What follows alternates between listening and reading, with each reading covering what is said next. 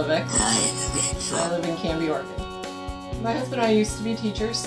I came across a weight loss and health program about 7 years ago. I lost 60 pounds and became a health coach and started helping people lose weight and learn nutrition and get healthy. So I do classes and one-on-one coaching. So that's what I do. A lot of people that have cancer, they need better nutrition. Right. That's not really pushed very much by the medical community. No, and I actually agree with you in all areas. Our medical professionals have no nutrition training, and when it comes to even diabetes, but especially cancer, they don't know what to say. They just say, well, you need to read a book or go get healthy. So they need more nutritious classes. And I have doctors that work in my company that have said they learn more just being a health coach and a nutrition coach than a doctor. They get 1 4-hour afternoon of nutrition in their whole 12 years of programming to be a doctor. Now some go on their own and learn more about nutrition.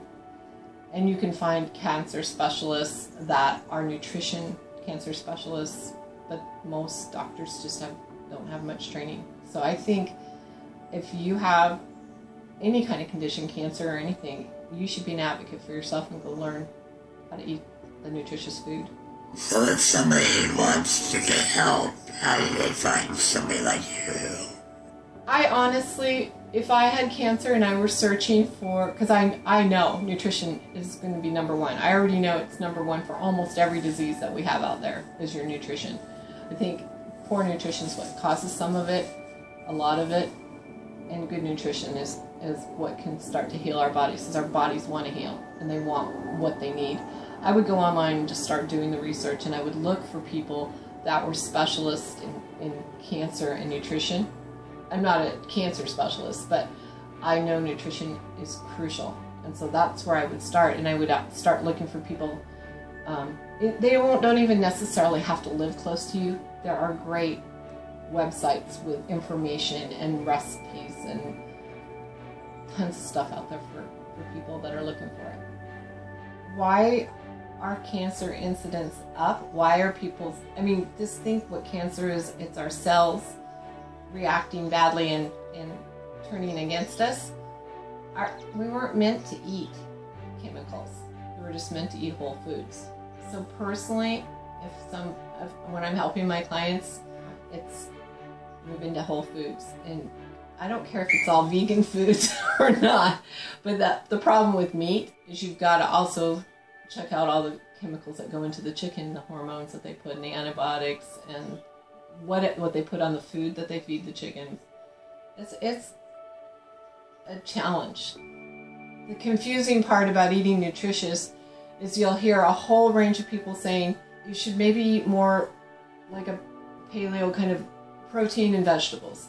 And then I'll hear a whole group of people say, no, you don't need any meat. It's, the vegan or whatever. So they have really great research in both areas talking about how people get healthy. What I think is most interesting is every single one of these programs, whether it's a vegan program or a paleo program or gluten-free program, every single one of them is get rid of processed foods.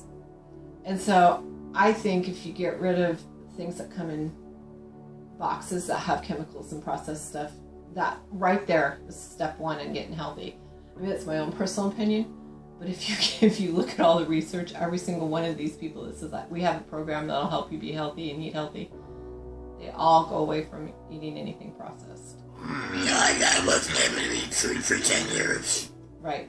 And when I started eating again, I couldn't eat any processed food or any fat food because it didn't taste right.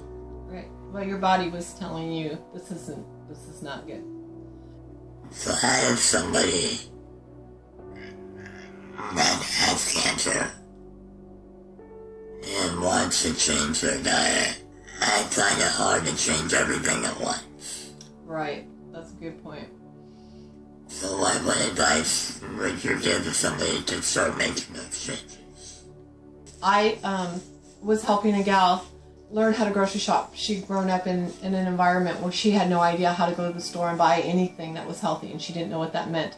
And we found a little app that would grade her food, and it's Fooducate. And so what we started was when she would pick up food and say, "Is this healthy?" We would look at Fooducate, and it would say, "This is a C-," and it would say, "Why?" And it would say, because it has processed foods and it has too much sugar and whatever. So first step, I think, is starting to educate yourself what is healthy, what is not healthy. And then start thinking, like, my mom doesn't know how to cook anything without buying a processed soup to add to a casserole. And so start thinking, well, get a cookbook and say, what can I add to make a healthy meal and not buy a processed instant soup or something like that. And it's really pretty simple, but we don't know it. We might not have been taught by our parents that fresh herbs and simple things that you can buy them at the grocery store can be put into make things healthier. So it's just starting to learn what is your favorite food, and then how can you replace it with something. And the other thing is, my rule is when I pick up something, how many ingredients are on the list. So looking at labels. If there's anything I can't pronounce, I won't buy it. But my goal is to have 2 or 3 ingredients, and you can do things like Lara bars. The cashew nut Lara bar has 2 ingredients, cashews and dates. That's it. It's food. So that's slowly, just every time you buy something, look at it. Start to figure out what it is. Can you give me a list of 10 of your favorite superfoods that you would recommend somebody eat for nutritional purposes? Well, starting with what I think is most important is greens. So we grow 5 different kinds of kale and Swiss chard and beets, and eat the beet greens on them. So greens, dark leafy green vegetables, I think is one of the most important vegetables. So you eat the beet greens too, because that's sometimes I buy down the store and I just throw that away. The green stuff on the end of the beets is the best. So I should be blending that up. Yes, it has a wonderful flavor. I have a hard time eating, so I blend up a lot of my vegetables and drink them. It makes it easier. Almost all of the superfoods can be blended. So other good things, the healthy fats, the coconut oils, avocado oils. I make salad dressing out of avocado oil. Healthy fiber. We're not gluten-free necessarily, but we limit the amount of bread and gluten and stuff just to have some here and there, but we don't eat it all day long. We have big pots of sauteed vegetables every night. Just a big pot of sauteed vegetables. And then we'll add maybe just a handful of whole wheat pasta or a handful of legumes. Things like that, just to kind of add a little protein or add a little filler. That's how we eat every day. It's just trying to eat out of the garden and eat fresh. I always tell people, especially with feeding tubes, after their operations, to start putting yogurt down the feeding tube to help restore their gut. Right. That, to me, seems like a logical first step, but I don't know anything. No, you're right. And they're usually given a pre-made formula. Oh, okay. That's usually based on corn oil and corn syrup and soy protein and a bunch of chemical vitamins. Right. And most people just live off of this during their treatments. So, answer a question for me. Can you put what you want in a feeding tube as long as it's liquid? If I have a Vitamix blender, you can put anything. I can put rocks in there and blend them up and probably get it down the tube. All right. You can blend still cut oats and add that in there if you want the oats. But the fresh, the avocado, the oil, the fresh fruits, the fresh greens, all of that can be blended and put in there, and to get protein, you can add. We buy powdered hemp protein and we buy powdered pea protein. And Charles buys he loves this beet concentrate powder that adds different vitamins and things like that. So you can go buy powders that will add your protein and your vitamins. And you don't have to have synthetic, and absolutely don't have any corn syrup in it. So, yeah, I have a hard time convincing people of this because they trust their doctors, and that's what their doctors are telling them to use. you know what I would do is look at okay, it's pretty easy online to figure out how many carbohydrates, how much protein, and how many calories are in things. I mean, you can actually put them into a little app program and it'll tell you what your smoothie is exactly. Compare if they're looking at, I want to eat the same amount of vitamins and the same amount of carbs and the same amount of protein. You can compare, and you're going to need healthy fat and fat. You can compare that pre-made syrup that the doctor gave you to something healthier, and it can have the same amount of calories, but it'll have healthy, fresh, nutritious calories. Yeah, a lot of people are worried about getting enough calories. Right. Well, it's easy to add the calories by adding the coconut oil and some avocado and things like that. Nuts are great. I don't know how well they blend up, but I think... It really depends on the quality of your blender. Right. If you don't have a good blender, I suggest you can strain some of that. Right. And honestly, I think it's worth getting the good blender. Yeah. What are you paying for all your medications? There's so many stories about what happens when you get off processed foods, and I think that syrup stuff that the doctors are giving is a processed food. Yeah, it's hard because a lot of people, especially going through cancer treatments, financially have a limited budget. That's the other problem. Yeah, you can go down to the grocery store and buy chicken for 59 cents a pound, and it's pumped full of all this crap. And if you want to get the healthy chicken, it's $4.50 a pound or something like that. And yeah, Top Ramen's 10 cents. Nothing against any company, but 10 cents for a bowl of soup, it's hard. Fortunately, I can grow some of my own food, but not everybody can.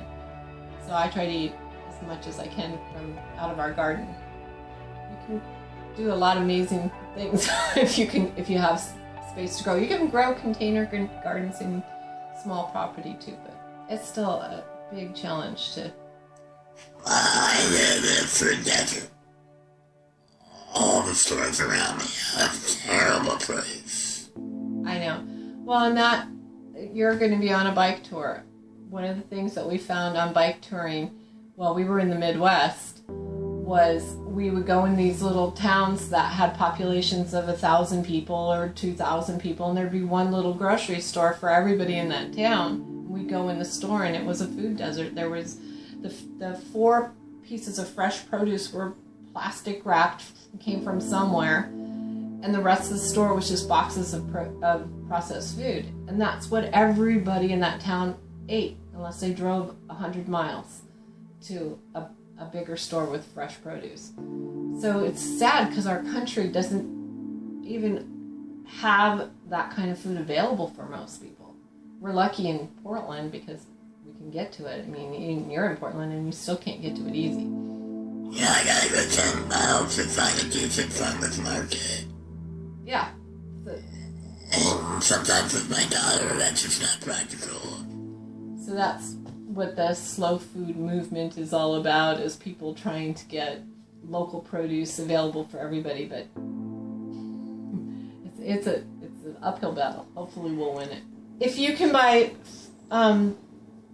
vegetables in season, so we eat different times of the year. We have to drive a little ways to a farmer's market too to get fresh food, but we'll try to get what's in season. And the way there's trucking everywhere in the United States, you can get fairly fresh food most of the time of the year. But what we grow, like green beans, and we take the basil and make it into a pesto, we freeze a lot of it. I'm not a big canner just because I work and I don't have a lot of time. But it's easy to freeze things. So we freeze it. And does that maintain the nutrition?